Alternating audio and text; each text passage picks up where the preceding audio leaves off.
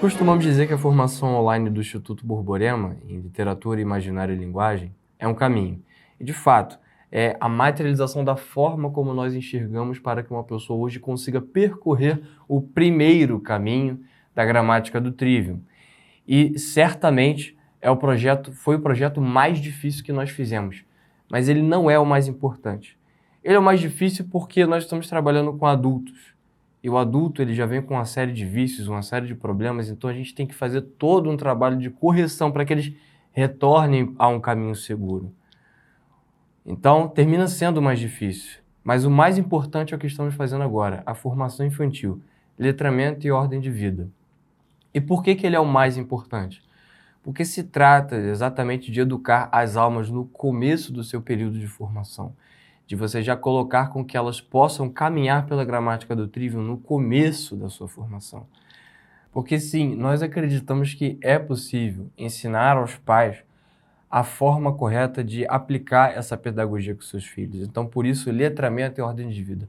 Letramento em referência exatamente à gramática do Trivium e ordem de vida porque, convenhamos, não adianta nada nós darmos a melhor escola, a melhor pedagogia, o melhor professor de inglês, o melhor professor de matemática, o melhor material do Instagram e tudo mais, se nós não enquadramos, se nós não colocamos todo esse trabalho pedagógico dentro de uma ordem de vida que não vá atrapalhar esse mesmo trabalho. Porque o que acontece hoje em dia é isso, às vezes os pais eles não tiram da escola, eles não são homeschoolers e não têm uma escola adequada na cidade. Então o que eles querem fazer? Eles mantêm os filhos na escola e à tarde ou à noite complementam com homeschooling. Veja, me parece que é seja uma luta muito inglória.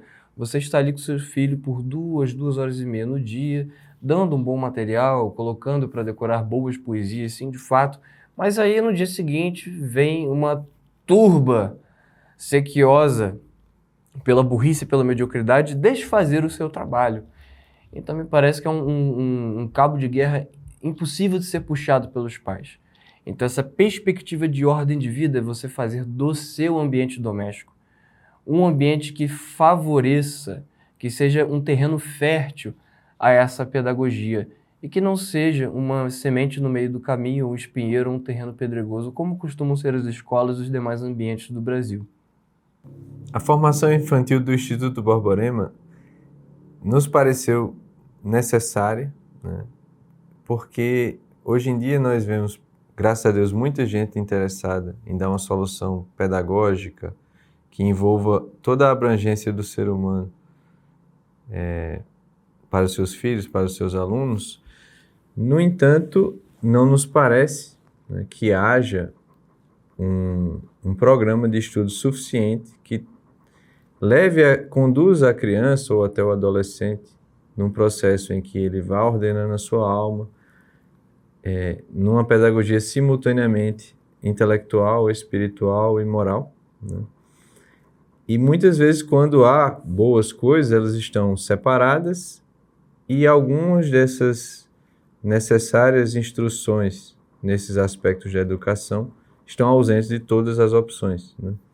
Ademais, também, pela nossa experiência aqui com os nossos alunos e com as nossas crianças e auxiliando aqueles que também educam seus filhos em casa e dando também informação para pessoas que têm aberto escolas e tudo mais, nós percebemos que muitas vezes também não há uma capacidade de transpor certos princípios a uma prática cotidiana ou afora a prática cotidiana que já esteja estabelecida, entender se aquilo está coadunado com o mais fundamental, o mais profundo, que são exatamente os princípios da pedagogia. E aí você pode ter muitos problemas no meio do caminho.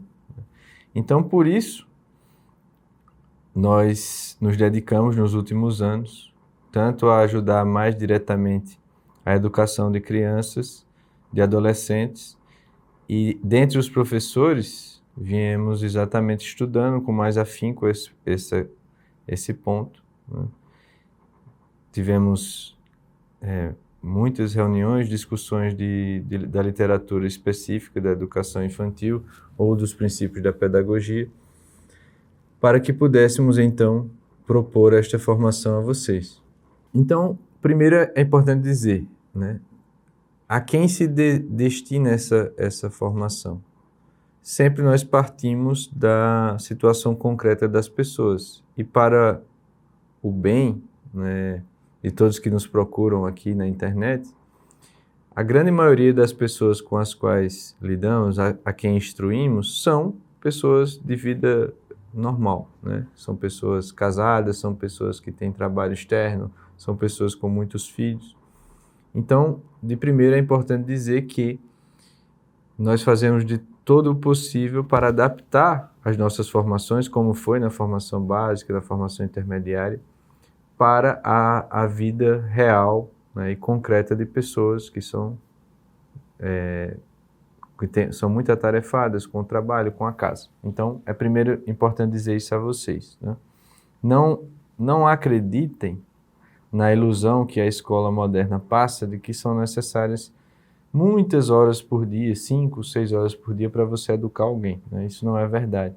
Então, essa formação, ela tem como objetivo instruir os pais, os professores e eu diria mais, né? Todos aqueles que, no fim das contas, vão lidar com pessoas, porque como psicólogos, padres e toda sorte de digamos, guias de pessoas nos nossos tempos, né? Como todas as pessoas estão carentes de uma verdadeira pedagogia e circundadas por uma desordem imensa, né, da cidade, da cultura, das instituições, da desordem familiar, basicamente todo mundo padece, né? Todo mundo necessita, no fim das contas, do estabelecimento de uma pedagogia que vá ordenando a sua alma, né? Então essa formação ela visa resolver esse problema.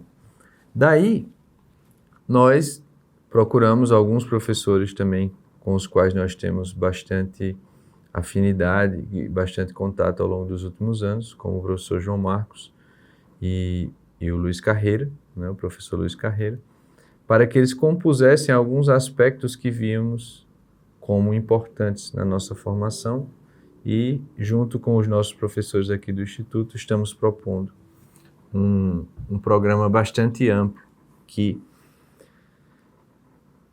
seja suficiente para a condução de pelo menos um ano, né, de estudos nessa primeira etapa da educação.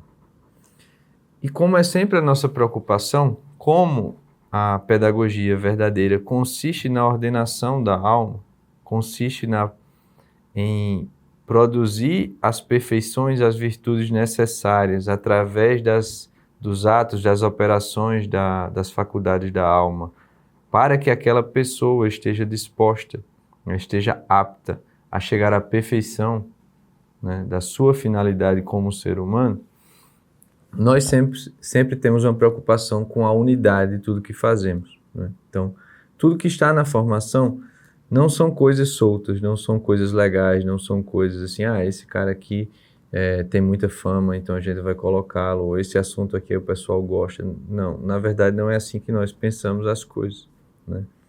Nós partimos da análise do que é a verdadeira pedagogia, buscamos na nossa experiência, conversamos com bastante gente, não só professores, mas pais e crianças, etc., nesse caminho, para poder perceber, né, aquilo que deve ser acrescentado para auxiliar no todo da educação. Deste modo, a pedagogia que está sendo proposta na formação infantil é uma pedagogia que abranja a prática, né, a prática que leva ao desenvolvimento paralelo das virtudes teologais na vida espiritual, das virtudes intelectuais na vida intelectual e das virtudes morais na vida prática, né? Sendo assim, eu já diria que vocês encarem todo o programa e todas as aulas que a gente está falando nesse sentido. Então, a estrutura do curso e a sua unidade, ela responde a um problema bastante presente em nossos tempos, né? Que é, diante da profusão de informações, as pessoas ficam bastante desnorteadas do que é bom, do que é ruim, tem uma parcela de verdade e uma parcela de engano, né? e muitas vezes se veem ou assoberbadas por muitas coisas ou carentes de algumas coisas que não estão em lugar algum, né? Então esta formação ela visa, portanto, abranger praticamente tudo aquilo que a gente conseguiu perceber e aquilo que a gente conseguiu realizar está aí para que você dê uma educação, estabeleça uma rotina de oração, de estudo, de apreciação da arte, da oração em comum em família, da catequese necessária, do letramento e etc., de modo que ao longo de um ano, né, semana a semana, com a proposta de cada aula que deva conduzir os pais, os professores a saber a que levar as crianças que estão estudando naquela semana e até que ao fim de um ano elas tenham passado por um percurso coeso, né, com bastante unidade e também estabelecendo certos critérios de avaliação para que vocês saibam efetivamente se eles estão progredindo, em como remediar aquilo que não está sendo resolvido por hora, né?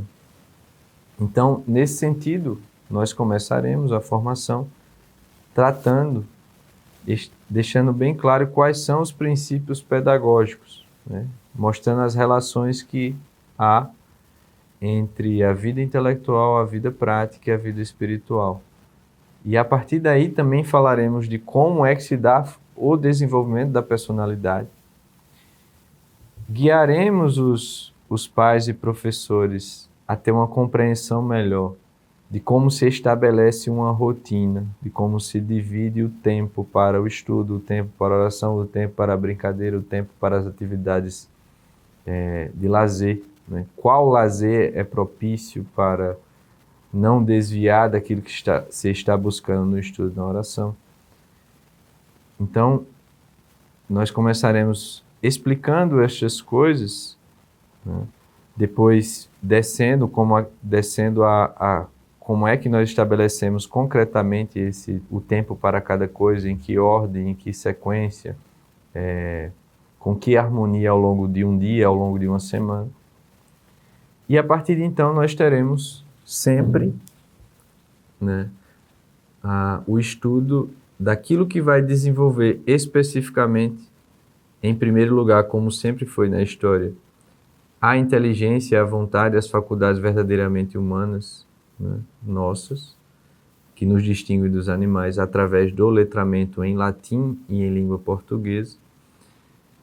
Em paralelo a isso, nós teremos todo o aporte de história, né, que vai esclarecendo aqueles textos, e também o ensino dos pontos centrais da nossa fé, relacionando-os também com a história da salvação, né, e a prática de oração individual que deve ser conduzida a partir daquelas aulas, e para, ao mesmo tempo, fazer com que o ambiente familiar ele seja favorável à rotina, aquilo que se possa fazer em comum, nós temos também a explicação, o ensino, né, de como introduzir as crianças na apreciação e na execução no canto gregoriano, né, e também na apreciação estética das obras de arte pictóricas, os belos quadros, né, as esculturas, etc. E tudo isso sempre com inúmeras dicas psicológicas dos problemas que podem ser antecipados, de como eles devem ser resolvidos, de como o casal deve acordar certas coisas para que possa tudo fluir bem nesse processo educacional.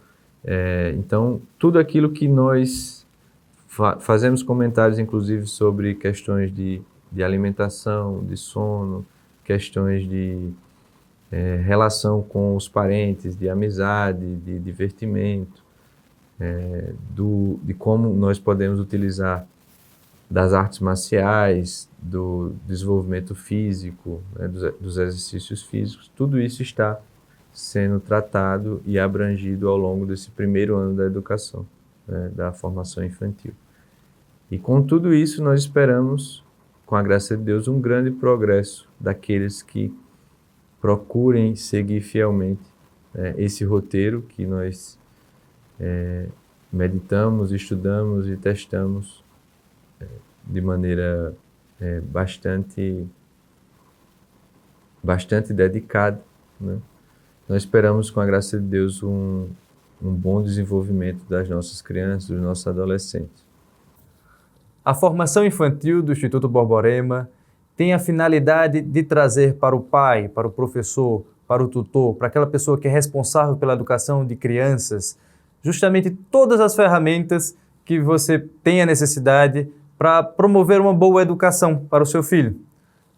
Hoje em dia, os pais nos chegam com uma série de preocupações. No mercado tem muita coisa, né? As pessoas saem colocando determinado tópico, determinada matéria, determinada disciplina, e há uma série de opções que você pode tomar. Mas não se pensa na formação como um todo. E a preocupação nossa aqui é justamente essa. A gente pretende justamente oferecer para vocês uma formação contínua, dividida semana a semana, que leve em consideração o ritmo da família, que leve em consideração a progressão do conhecimento necessário, a progressão dos estudos necessários.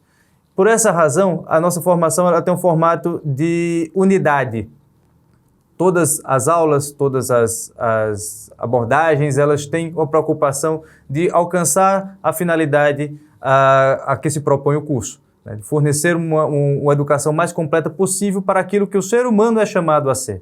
O nosso foco está principalmente na finalidade do indivíduo, né? Que um ser humano é chamado a ser.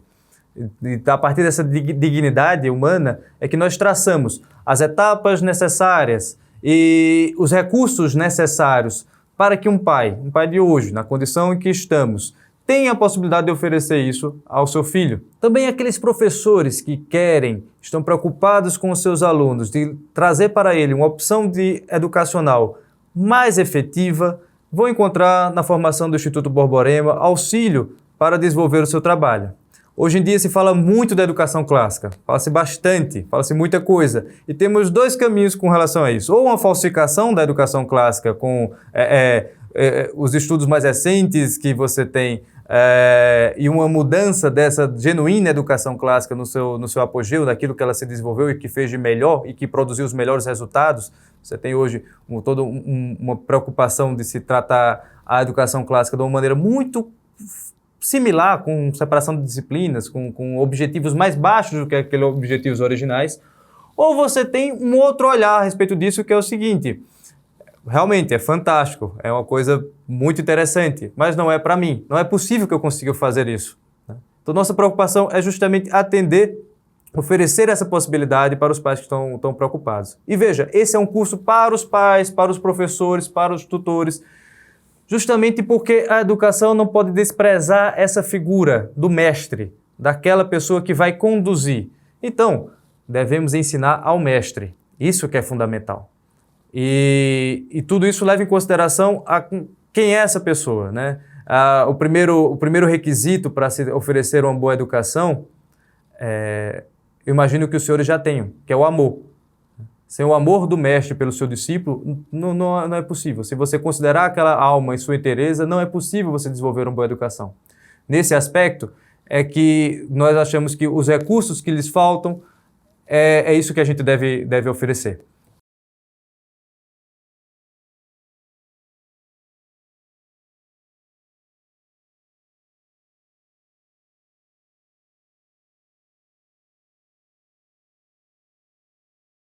Na formação infantil, eu inicio tratando dos princípios pedagógicos e da ordenação de vida. Então, nas primeiras aulas eu explico da maneira mais minuciosa possível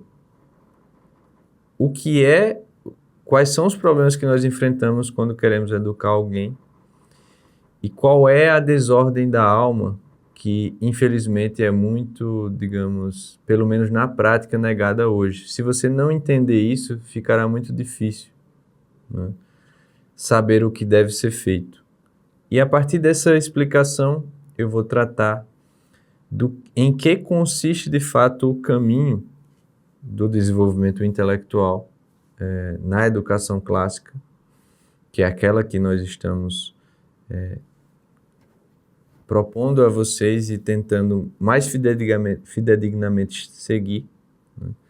Depois mostrarei como é que se dá o desenvolvimento na vida espiritual e depois como se dá esse desenvolvimento na vida moral. E vou mostrar como, na verdade, essas 3 dimensões da educação devem estar juntas para um melhor proveito, um melhor desenvolvimento, porque afinal é a mesma pessoa, né? É a mesma alma que durante um só dia tem deveres, tem atividades espirituais, intelectuais e práticas.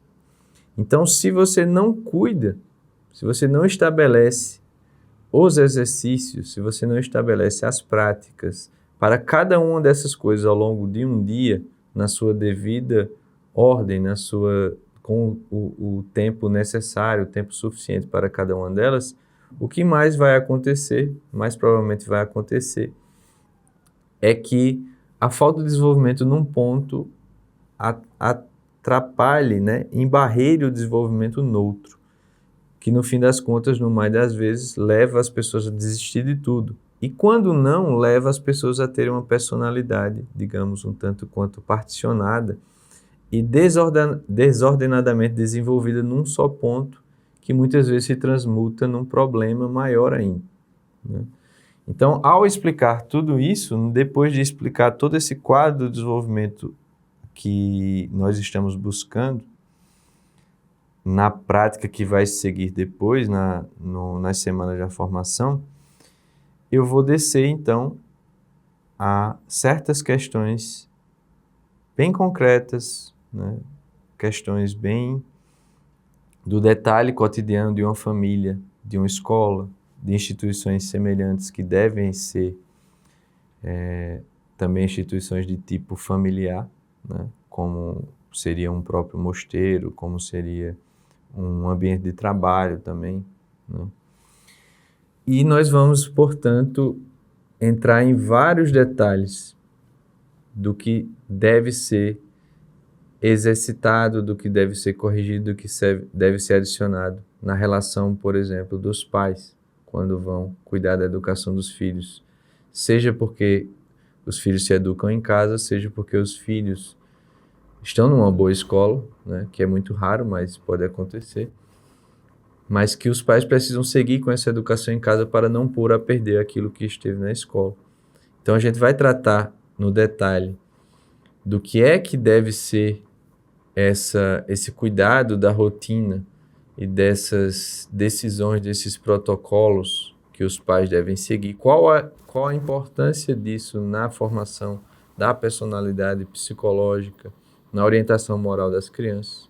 Depois nós vamos falar do que deve se estar atento quando se ensina uma criança, né? E de uma série de coisas fora do estudo, fora da oração, que muitas vezes são problemas, né? Nesse aspecto do sono, das relações familiares, das relações de amizade, da alimentação, questões de saúde, questões de divertimento e etc. Vamos chegar ao detalhe a partir daqueles princípios já estabelecidos, como é que de fato você leva alguém a aprender algo, né? Como é que você, desde fora, né, vai mover aquela criança, vai mover aquele adolescente, vai mover o aluno, a realizar interiormente um ato da inteligência. Como eu já contei em diversas ocasiões, e as pessoas mais íntimas do Instituto, e sobretudo nossos alunos, sabem, eu comecei já há algum tempo a estudar e meus estudos começaram por psicologia. Eu sempre tive interesse em psicologia humana. E decidi fazer o curso online de filosofia do professor Olavo e seguir meus estudos de maneira individual. Mas chegou um ponto do curso do professor Olavo que a questão do letramento me apareceu, que a questão da necessidade de você conhecer as grandes obras e de você desenvolver a inteligência e desenvolver a linguagem antes de ir para qualquer estudo superior era uma necessidade urgente. Então eu tomei a decisão de suspender um pouco meus estudos de psicologia para cuidar dessa parte do letramento. Até que quando eu fui terminar a faculdade, isso já há alguns anos, por ocasião do meu TCC, que foi sobre o crescimento do homeschooling no Brasil, eu voltei a estudar um pouco de psicologia ali pela linha da psicologia infantil. E ali fiquei e continuei estudando um tempo. E exatamente as minhas aulas da formação infantil vão tratar sobre a personalidade da criança.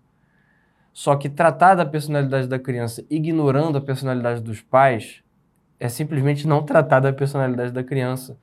Ainda mais tanto pelo assunto em si, quanto pela nossa circunstância, porque todos os pais, vocês que me escutam, vocês escutam essa palavra, formação da personalidade, estudos da personalidade, vocês devem sentir uma espécie de coceirinha no ouvido, porque embora nós não tenhamos uma ideia muito clara do que seja personalidade, todos nós temos uma ideia mais ou menos clara de que há um problema com a minha personalidade que eu gostaria de resolvê-lo.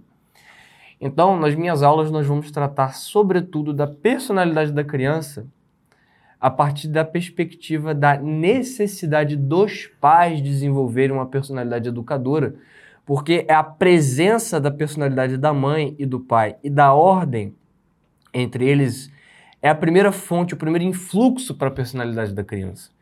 Então nós vamos colocar a nossa abordagem, que não é uma abordagem propriamente psicológica, clínica, até porque eu nem sou psicólogo, mas é colocar os pingos nos is e dizer o que é cada coisa, dizer o que é inteligência, dizer o que é vontade, dizer o que é imaginação, dizer como a criança ela vai desenvolvendo a personalidade no início da sua idade racional, como ela começa a enxergar os pais e como os pais devem enxergar esse processo. E aí entra também a função dos estudos, das leituras fantásticas, dos esportes. Então nós vamos discutir tudo isso de maneira a dar um instrumental para os pais para que eles possam refletir e aplicar o que vai ser colocado em aula na vida prática. Os alunos da formação, sobretudo a básica, sabem que eu tenho uma certa sensibilidade para isso, eu acho que consigo fazer um bom trabalho em relação a isso, sobretudo por causa do curso Como Vencer a Preguiça de Estudar pelo Encontro da Vocação e, claro, pelas aulas de prosa, que é o meu grande forte. Vocês sabem que as reflexões que a gente faz nas aulas, eu recebo e-mails, as pessoas sempre ficam muito felizes e, de fato, aquilo consegue iluminar a vida delas. E eu me proponho a tentar fazer esse trabalho na formação infantil, mas agora sem o apoio dos livros, com os estudos que fiz de psicologia e, sobretudo, de personalidade. Então, esse instrumental vai nos ajudar a resolver uma série de problemas práticos. Por exemplo, o que mais me chega de e-mails, às vezes tem nem a ver com o assunto da formação, mas chega e-mail de pais assim, de que tem muito medo com relação, eu vou tirar meu filho do colégio, como é que ele vai fazer Enem? Qual vai ser a profissão dele? Eu não sei o que fazer. E tem o meu filho, ele é sanguíneo, então ele é desatento, ele não consegue estudar, e eu não sei se eu consigo, eu não sei se tenho coragem. Ou seja, várias inseguranças da personalidade do pai ou da mãe que vão sim criar um certo ambiente de insegurança para a própria criança. E os pais não se tocam disso. Então, o nosso objetivo é sanar esses problemas de insegurança dos pais para que eles tenham uma firmeza trabalhando essa dinâmica que o Antônio Rui Marinho coloca no seu livro Educação dos Filhos, de que nós temos que achar um ponto de equilíbrio a partir do exercício da prudência entre duas antípodas que podem atrapalhar a educação dos filhos. Quais antípodas? 1. O exercício absoluto da autoridade dos pais, que não dá uma margem de liberdade para que o filho floresça pelo que ele carrega em si de maneira natural. E 2, o pai laxo. Porque, de fato, mesmo que você encontre a pedagogia correta, pelo menos hoje do nosso meio, aí, Instagram, tudo, esse problema ainda permanece. O pai que quer prender demais o filho por uma espécie de medo irracional do mundo e tudo, e a criança não consegue brincar com as outras e tal. E o pai que, beleza, eu entendi que há um problema com a escola, etc., mas ele ainda quer terceirizar tudo, ele não quer colocar a mão da massa, ele veio aqui atrás da formação infantil feliz da vida, achando que ele ia poder jogar o filho dele na frente do computador, ele ia ficar lá o dia todo e a educação do filho estava resolvida. Tudo isso é problema de personalidade dos pais. Isso vai atrapalhar o desenvolvimento da personalidade da criança. Então, nós nos propomos aqui a começar a ajudar a resolver esses problemas e dar a segurança que o pai precisa para ser, portanto, um porto seguro para a criança.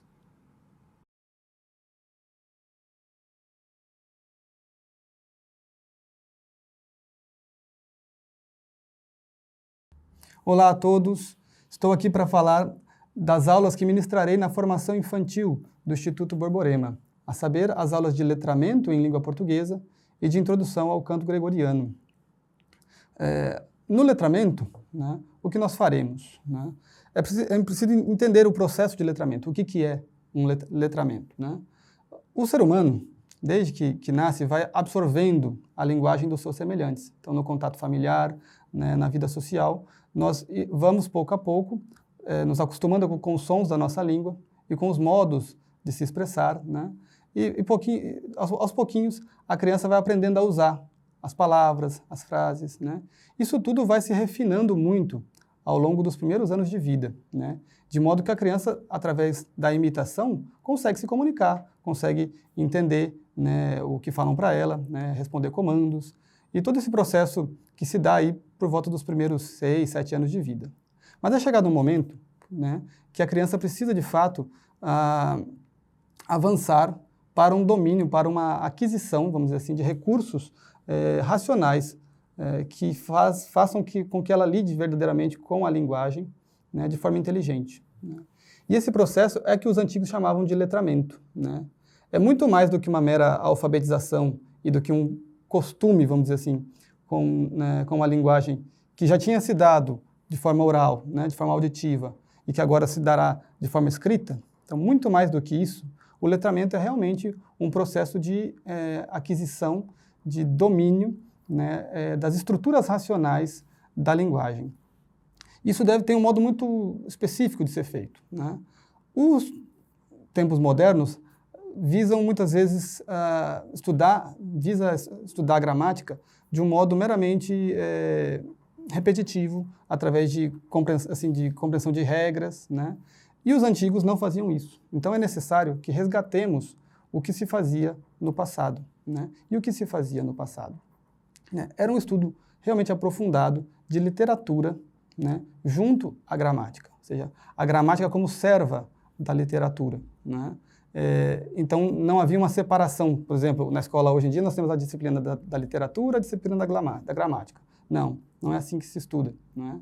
Então, nós precisamos resgatar esse modo de compreensão da linguagem por meio de textos realmente significativos, belos, né, profundos, que mostram a língua portuguesa no seu auge, né?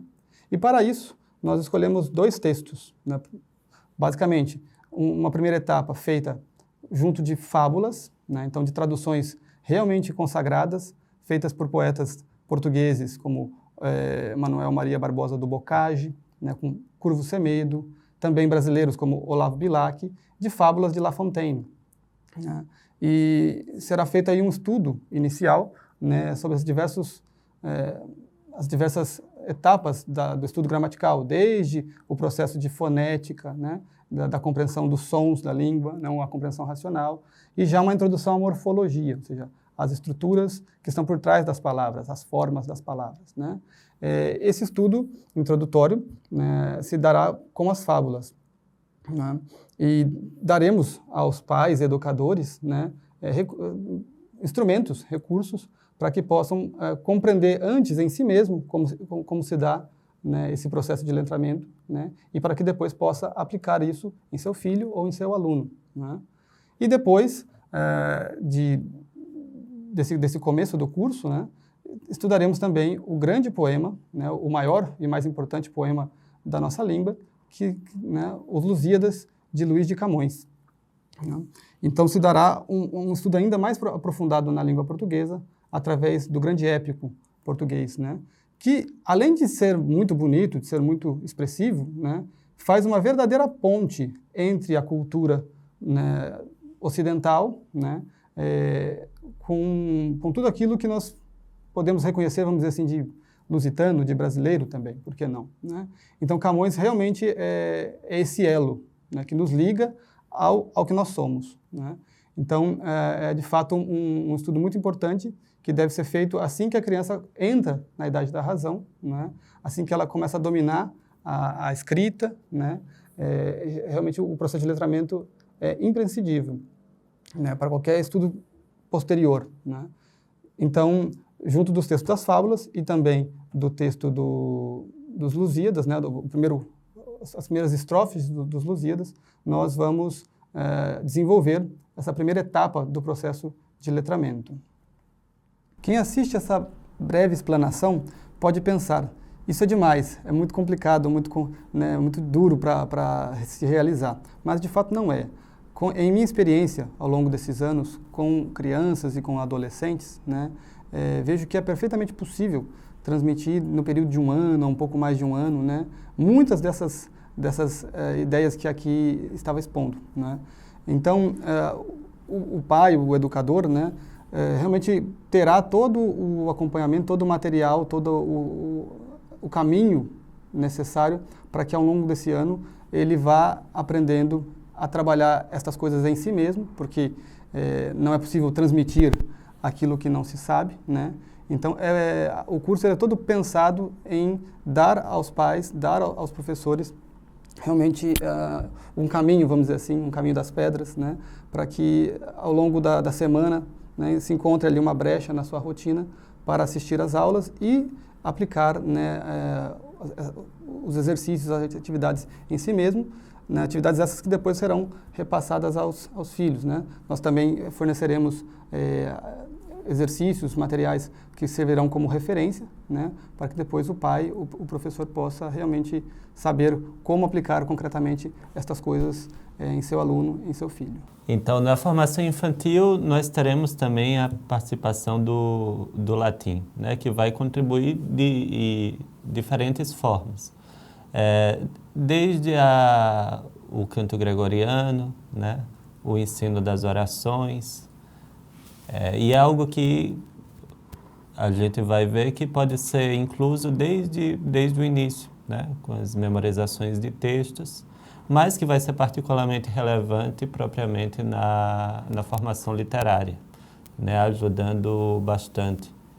Claro, a língua que tem sido usada mais tradicionalmente, né, na formação clássica, não por acaso, e a gente vê na prática o quanto ela contribui, né, até para quem a princípio está pensando mais no português. Então, dentro desse projeto, a gente espera acompanhar você também com o latim. Então, por que a gente coloca o latim? É porque escolhemos colocar o latim nessa formação e estamos propondo isso para você. Não é como um enfeite, né? Não apenas pela beleza do latim, pelo seu papel na tradição, pela integração com o canto gregoriano e tudo mais. Mas você vai ver que a proposta pedagógica aqui dessa formação, ela é bem unificada, assim. Nós temos uma perspectiva bem concreta de aonde queremos chegar. E dentro disso, né, o latim é uma ferramenta da qual não tem como prescindir, né?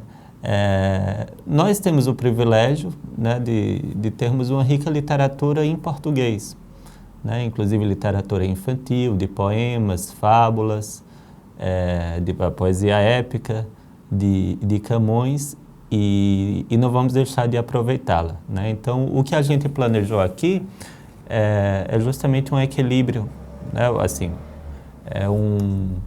um aproveitamento de uma coisa para outra, né? Então, a gente começa com um trabalho com pequenos poemas em português, fábulas,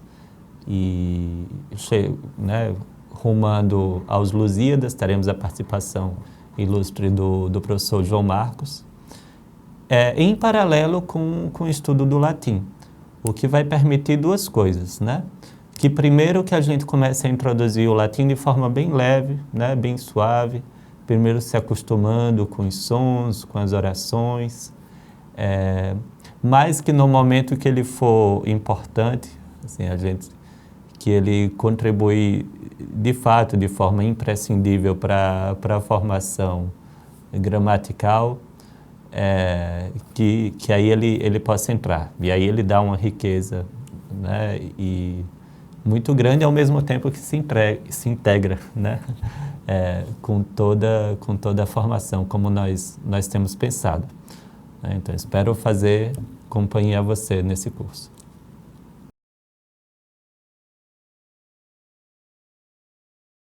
Nessa preocupação com unidade, nós não podemos segmentar nosso estudo em disciplinas, como habitualmente se faz.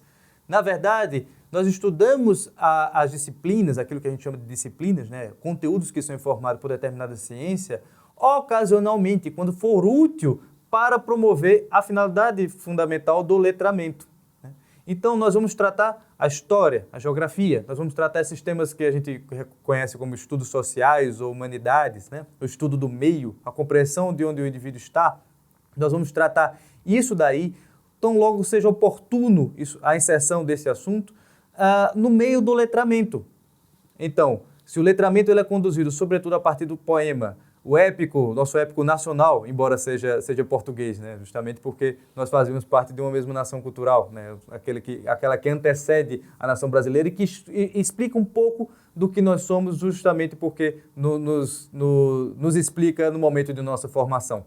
Então, ocasionalmente, dentro dos Lusíadas, nós vamos inserir referências históricas, uma abertura do painel de contexto e apontar especificamente aqueles personagens, seu valor histórico, de modo a compor o imaginário da criança, para que ela compreenda, em primeiro lugar, a sucessão dos acontecimentos históricos, a noção do tempo, a noção de que há uma criatura chamada tempo, que determina as ações humanas. E, por fim, tem um outro aspecto também importantíssimo nesse estudo de história, que é sanear uma lacuna na formação nacional, de que é a consciência daquilo que nós somos. Por meio desse estudo, aliado à mais excelente poesia, por meio dos Lusíadas, e os subsídios históricos para a compreensão desse texto, eu acredito que vamos alcançar essa finalidade de termos uma formação estruturada, uma consciência nacional, uma consciência de tempo, uma consciência de ambiente.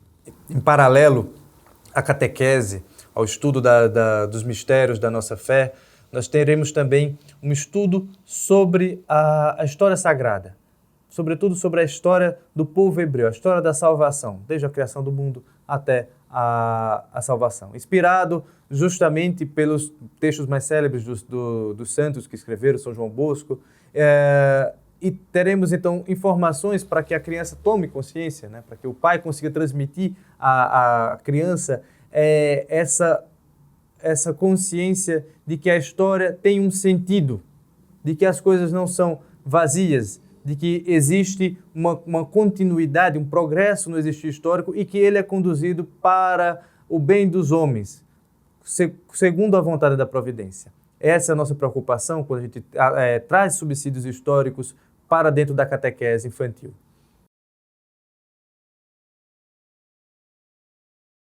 O que você deve buscar que ela realize na oração, para que serve a oração individual, né? Quanto tempo é necessário, segundo o que dizem os santos, né? Quanto tempo e para que serve a oração em família, né? Que boas práticas podem ser tomadas no divertimento, no lazer, na vida social, que vão no sentido daquilo que nós buscamos na pedagogia, que no fim das contas é o que leva o homem à sua perfeição, né? À sua finalidade, e portanto é a única coisa que vai restar quando nós morrermos. E a gente vai dar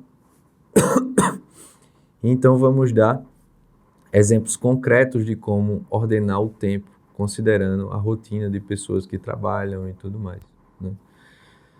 E depois dessa primeira parte das minhas aulas, que vão logo no início da formação infantil, eu estarei até o fim do ano auxiliando, né, dando certas recomendações e ao mesmo tempo uma certa ordem no ensino da catequese, né? E de uma catequese, como eu já faço lá para os adultos na formação espiritual, né, que vocês também podem ter acesso, devem ter acesso se já não têm, aqueles que fazem a formação básica, intermediária, mas, né,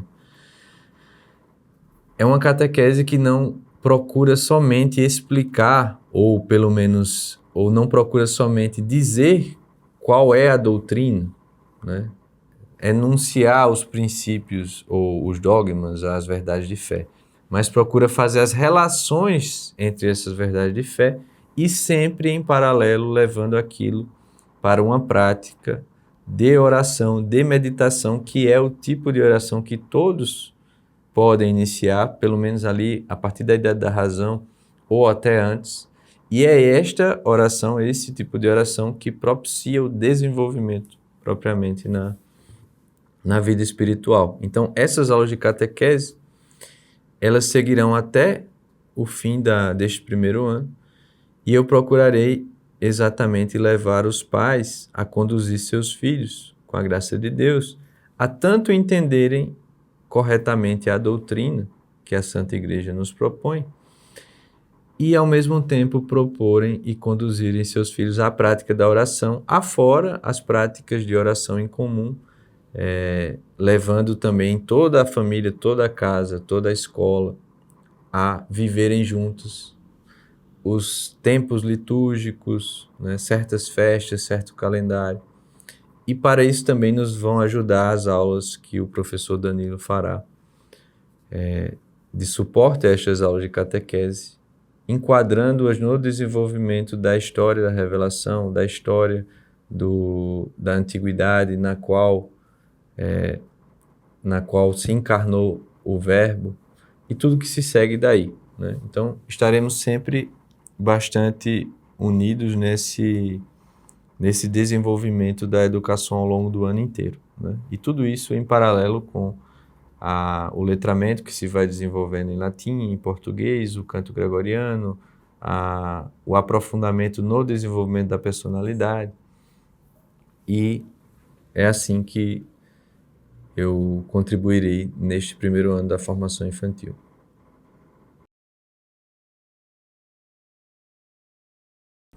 E quanto às aulas de introdução ao canto gregoriano? Como elas serão e por que estão inseridas na formação infantil? Primeiramente, é necessário entender que todo o conhecimento humano começa pelos sentidos.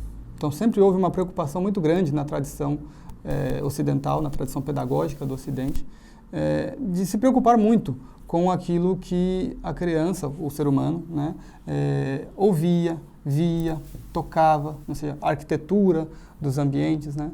Então, o canto, ele tem um papel aí muito destacado. Por quê? O canto gregoriano faz a junção entre certos segmentos da formação, né? A criança terá todo um trabalho na catequese, né? No conhecimento da fé, e também um trabalho no latim, né? O canto gregoriano, ele une essas duas realidades de forma a trazer tudo isso para a rotina da criança, a rotina da família, né? Então, serão aprendidos cânticos, né? As antífonas marianas, o Pai Nosso, né? Também aprenderemos a salmodiar, né? Por exemplo, com os hinos, com os cânticos evangélicos, né? O Magnificat, o Benedictus, né? Estarão nas aulas para que a criança, a família, tenha a oportunidade de rezar, de cantar todos os dias esses cânticos, né? O verdadeiro canto é aquele verdadeiro canto litúrgico, né? É aquele que nos ajuda a entrar em estado de oração, né? E o canto gregoriano é, de fato, o canto multissecular da Igreja, né? É sempre muito belo, sempre muito simples, ou seja, é possível que qualquer pessoa consiga cantá-lo bem, né? Essa é a nossa ideia, que o canto gregoriano possa ser o elo entre o estudo do latim, o estudo da religião, da catequese, e dar à rotina da família piedade e beleza.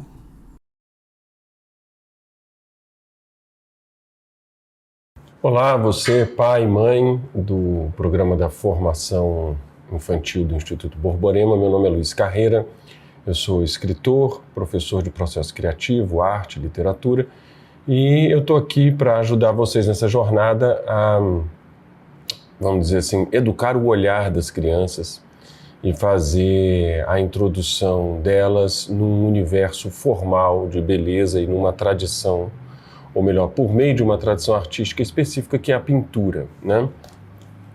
Eu me sinto muito contente, é uma alegria enorme poder participar do programa, poder estar com vocês nessa jornada de altíssima responsabilidade, e eu pretendo trazer aqui uma contribuição pontual, precisa e bastante objetiva para ajudar vocês a ambientar as crianças no universo das artes, cujo caminho escolhido e, vamos dizer assim, prioritário da gente vai ser justamente o universo mais particular da pintura, que funciona muito bem como uma, vamos dizer assim, introdução à tradição artística de maneira mais ampla. É óbvio que com o contato e o convívio de vocês com a literatura, vocês já estão lidando com o universo das artes, uma vez que a literatura faz parte desse corpo.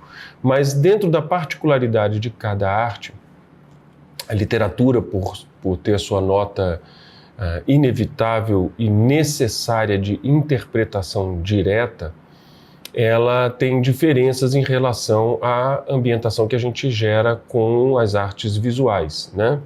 Com o universo da pintura ou da escultura, em certa medida do cinema também, mas com essa educação do olhar que, não passando pela linguagem, né? Não passando pelo discurso, ela exige e oferece coisas distintas da literatura, por exemplo, mesmo fazendo parte de um conjunto maior que a gente pode chamar de arte. Então, assim, a primeira coisa que a gente vai ter que pensar é exatamente isso. O que particularmente a pintura oferece, o que as artes visuais nos oferecem na formação do nosso espírito, da nossa inteligência, como nós podemos acessar isso e como transmitir isso às crianças, né? Porque, veja bem, como vocês já estão lidando com a questão da educação infantil, vocês sabem muito bem que a gente trabalha com, assim, nós estamos trazendo as crianças para um universo adulto, para o universo da inteligência, para o universo do conhecimento, e, portanto, a apreensão que elas vão fazer por grau e por possibilidades é distinta da nossa. Mas aí entra um dos segredos da coisa. A gente tem que aprender o que a gente vai olhar, a gente tem que criar o nosso próprio convívio para saber o que a gente pode passar para eles, como passar para eles e quais as estratégias utilizar. Mas, sobretudo, ter uma noção clara antes de levar pintura ou arte para as crianças. A gente tem que afinar essa percepção e compreender bem o que está em jogo de verdade, o que nós mesmos aprendemos dali, qual é o bem daquela coisa, qual é o benefício daquela coisa, para que a gente possa ir de maneira bem pontual, assim, oferecer um caminho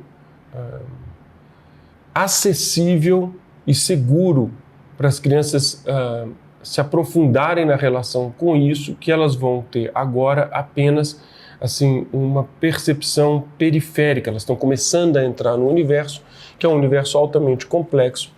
Então a gente tem que entender bem quais são os benefícios daquilo e o que nós queremos com essa ambientação das crianças no universo das artes visuais e particularmente no universo da pintura, né?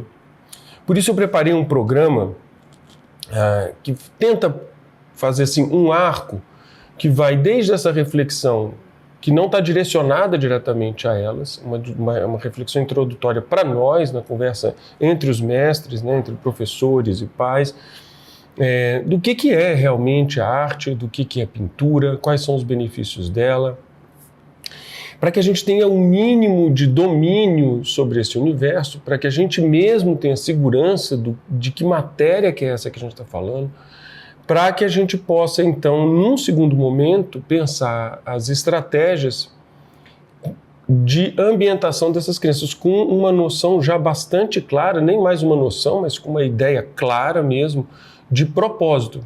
Para que a gente vai fazer isso? Acho que não é possível começar pelos exercícios, não é possível começar por um método, qualquer que seja, se não começar por uma, vamos dizer assim, adequação entre nós, conceitual, de qual é o assunto, do que nós estamos falando, para que a gente então chegue nas crianças. Por isso eu preparei um programa compreendendo esse complexo, e ele faz o seguinte trajeto, ele faz o seguinte curso, o seguinte percurso. A proposta que eu quero fazer para vocês é o seguinte: serão 6 aulas e eu vou dividir a coisa em blocos. Então, o primeiro bloco é uma introdução, o segundo bloco são as ferramentas de apreciação e interpretação, e o terceiro bloco são estudos de caso, ou estudos de obra especificamente, ou o que eu gosto de chamar também de acervo. A gente vai começar a formar o nosso acervo. Mas antes, esse primeiro bloco da introdução, que ocupa apenas uma aula, é uma aula porque eu quero dedicar mais tempo ao estudo das obras. Eu só coloquei esse bloco da introdução por conta dessas necessidades anteriores às quais eu estava me referindo. Quer dizer, a gente precisa adequar a nossa conversa para poder chegar nas obras. Não adianta só chegar lá e ficar repetindo truques que a gente viu em algum lugar. Então a gente tem que ter uma certa intimidade com a coisa que a gente vai ensinar. Então, nessa introdução, eu vou tratar de alguns temas tais como o que é arte e para que serve, como ver e apreciar obras de arte. Vou comentar a tradição da pintura, porque é importante a gente entender que a gente está entrando numa tradição específica, que, portanto, gera seus códigos específicos, tem a sua significação própria, as suas possibilidades de entendimento e de benefício muito particulares. Então, a gente tem que entender qual é a tradição que a gente está apreendendo para ensinar. E um último tópico muito importante, que eu acho que vai assim dar uma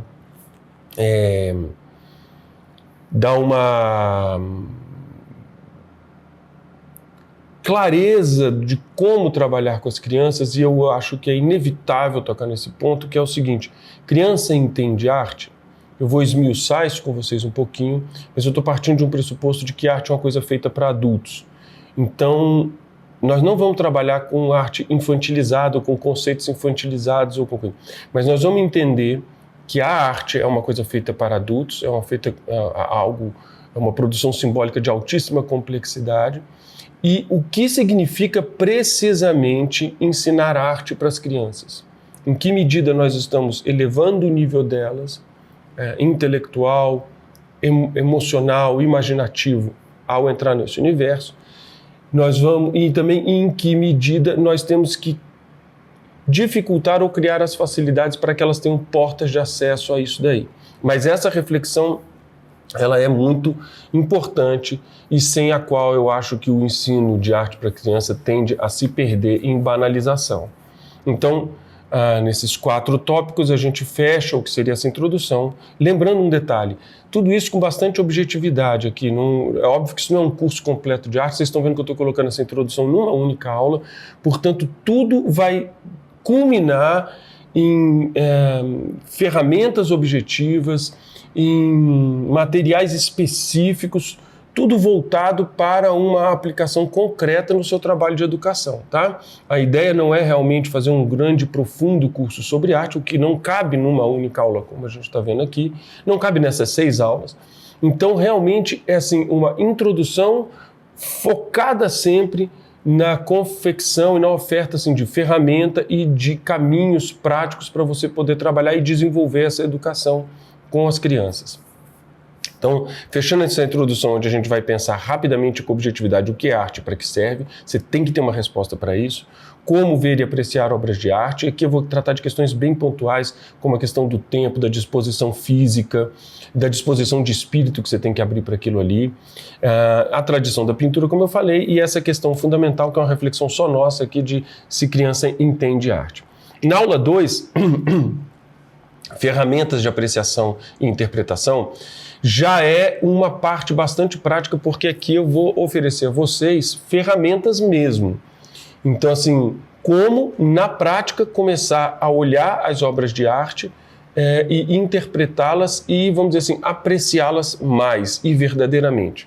Então, para você ter uma ideia de o que a gente vai fazer aqui, eu vou tratar primeiro de elementos e vocabulários básicos das linguagens visual e pictórica. Não se assustem com os termos, porque eu vou trazer tudo isso para algo muito próximo do nosso entendimento, tá? Mas eu preciso de ter terminologia e preciso de entender as ferramentas fundamentais para que eu acesse as obras. Aqui eu vou te dar chaves não só do seu entendimento, como do entendimento das crianças, e chaves que vão ser muito importantes para exercícios práticos diante das obras. Então, por exemplo, a gente vai entender rapidamente o que é um símbolo, porque isso é fundamental. Quando a gente for olhar a tradição pictórica, você vai ver símbolos que se repetem, o que significa determinada posição da mão do Cristo, o que significa ter um espelho dentro da obra, o que significa um cachorrinho, qual é o significado de elementos visuais que os pintores insistentemente colocam nas suas telas. Por quê? Porque aquilo vai virando uma espécie de texto que você é capaz de desdobrar em mais entendimento. Então, a gente vai descobrir o que é um símbolo, o que é cor. Parece esquisito isso, né? Porque todo mundo sabe o que é cor, mas como ela funciona, quais são as cores básicas, os meninos aprenderem a compreender a relação de cor com a temperatura, a relação de cor com os objetos que estão ao seu redor, né? A questão da harmonia das cores. O que é linha, o que é forma, espaço, textura, luz, sombra, profundidade, ritmo, harmonia, proporção, ordem, tipos de pincelada, é muita coisa. Mas isso eu vou fazer como uma espécie de, vamos dizer assim, vocabulário básico. Essas coisas vão ser tratadas com muita objetividade, não será uma aula de simbologia. O que é o símbolo na pintura? Quais são os símbolos básicos? Como é que você encontra referências sobre esses símbolos, tá? O que é cor, como eu estava dizendo? Como identificar uma linha? O que é uma forma? O que é uma forma dentro do quadro? Como é que você encontra uma forma? E a importância da forma, tanto na pintura quanto, vamos dizer assim, você vai ver que isso tem reflexos na filosofia e que isso ajuda a criança a entender a relação entre forma e caos, ordem, harmonia, mas sempre aqui nesse capítulo com bastante simplicidade e bastante dirigido ao nosso objetivo final, tá bem? Outra ferramenta, tempo e disposição do olhar, é uma ferramenta do corpo. Lembra bem, você está vendo pintura, você está absorvendo uma forma sensível, ela está entrando pelos seus olhos, buscando na sua memória, se incorporando na sua inteligência, né, transformando-se em imaginação. Como é que acontece isso? E isso, assim, não só do ponto de vista teórico, mas do ponto de vista prático. Como é que eu, fisicamente, favoreço com que o melhor da pintura possa chegar até a mim? E isso são questões bem objetivas. Quanto tempo eu fico diante de um quadro? Como é que eu começo a olhar para ele? Para o que eu tenho que prestar atenção? Como é que eu anoto isso? Como é que eu crio uma memória sobre essas coisas? Como é que eu reforço a minha memória através do olhar para os quadros? Como é que eu uso todas aquelas ferramentas que eu falei antes no olhar para os quadros? A comparação, que é uma ferramenta fundamental do entendimento da arte, a comparação dessa imagem com outras imagens e com as imagens que me circundam. Os meninos vão ver coisas belíssimas, clássicas, referências do acervo visual de alto nível produzido pela cultura humana, e vão sair dali e vão ver um monte de porcaria ao seu redor nas cidades brasileiras. Comparar isso uma coisa com a outra, comparar imagens desse gabarito com outras tais, comparar as imagens com os poemas que eles vão estar lendo na formação, ou com os outros textos e com os outros temas da formação. A catequese vai colocar questões que eles vão ver dentro do quadro, o quadro vai iluminar o que ele viu na catequese. Então, como fazer as comparações? E eu vou fazer nesse tópico uma breve cronologia, que vocês vão ter acesso a ela também, uma breve cronologia da história da pintura, para que você tenha uma ferramenta bastante prática de posicionamento histórico. O que veio antes, como é que se o que veio depois, como é que essa arte se desenvolve, como é que essa tradição se desenvolve. Depois disso, nas aulas que restam, né, 3, 4, 5 e 6, nós vamos fazer estudos de obras específicas. O que significa isso? Depois de fazer essa discussão introdutória, a gente vai ler quadros juntos, né? Ler é um termo aplicado à linguagem verbal, mas aqui metaforicamente é como se a gente fosse realmente ler os quadros. Nós vamos interpretar os quadros, nós vamos compreender alguns quadros, e esse exercício vai gerar na gente um modelo que depois você pode aplicar em outros quadros, mas eu não vou te deixar sozinho nesse processo, eu vou te indicar referências de como dar continuidade a isso, Nós vamos te ajudar a formar um acervo de imagens seguras para que você possa trabalhar essa introdução do olhar das crianças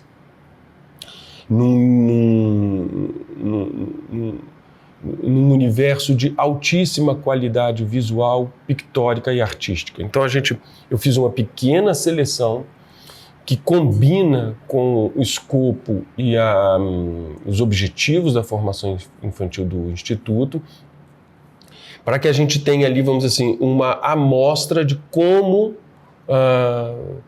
interpretar, compreender e aprofundar-se nesse universo pictórico, né, a partir de exemplos concretos. Então, a gente vai fazer uma jornada de interpretação e apreciação de algumas imagens, que vai começar por iconografia medieval, vai passar por Giotto, depois nós vamos fazer a interpretação de uma tela do Fra Angelico, depois nós vamos passar por El Greco e Rubens, e nós vamos terminar com Jean-François Millet, que é século XIX.